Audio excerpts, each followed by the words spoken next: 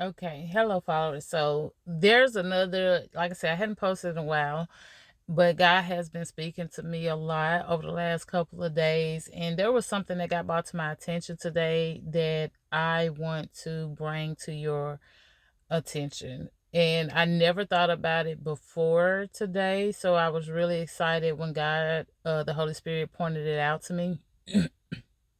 I was watching this random show, random movie. It really wasn't about nothing.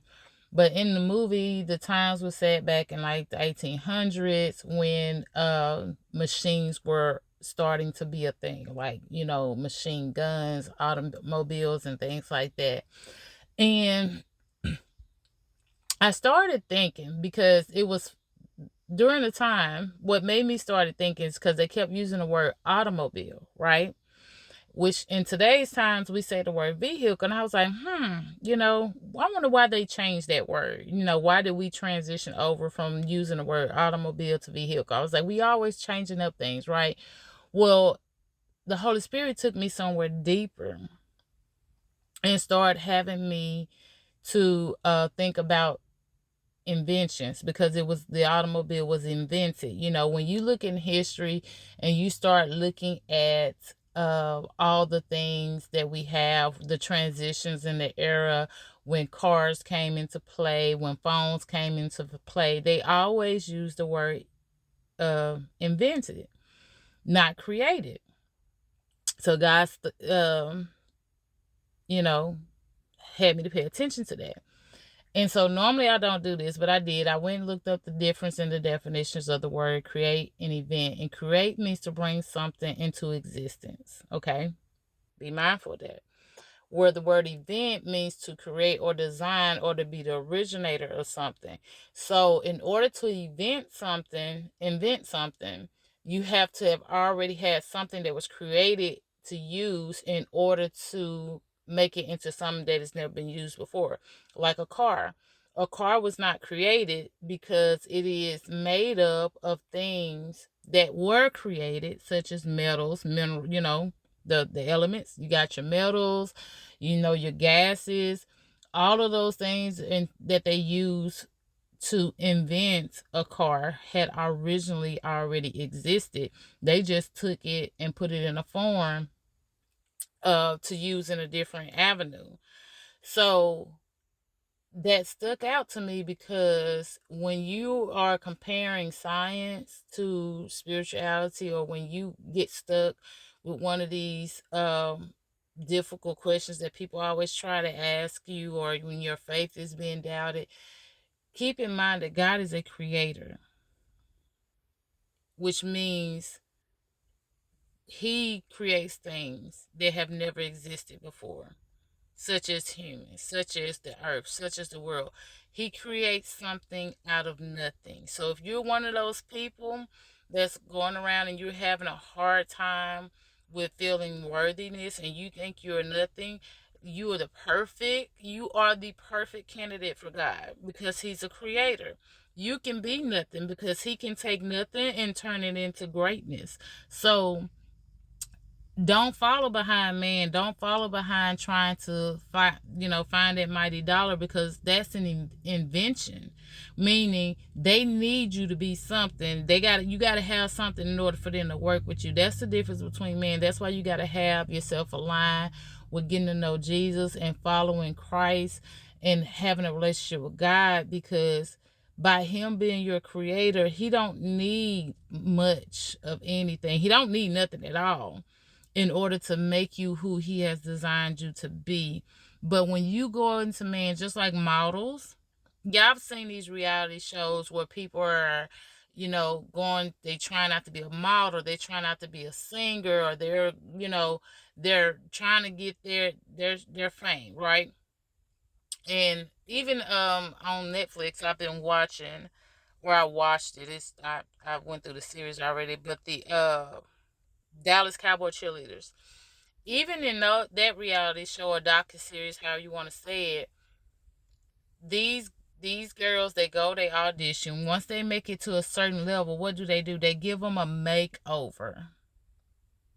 They redo their hair, they redo their eyebrow, like they remake them over. So, but they critique them so hard even before they get to that point, because they have to be at a certain level when they first audition in order to make it to the round to be made over, because they're not creators.